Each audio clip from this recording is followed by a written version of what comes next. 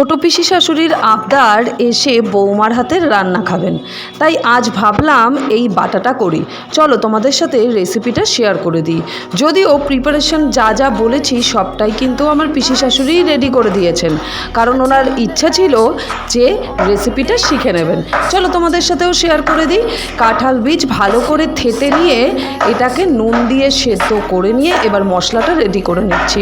সামান্য ছোট্ট পেঁয়াজ, 2-3 কোয়া রসুন, কাঁচা লঙ্কা পরিমাণ মতো এবং আরও ঝাল খেতে চাইলে অবশ্যই 1 বা 2 শুকনো লঙ্কা দিয়ে সেদ্ধ কাঁঠাল বীজটাকে নুন হলুদ দিয়ে খুব ভালো করে কিন্তু শিলের পাটায় বেটে নিতে হবে।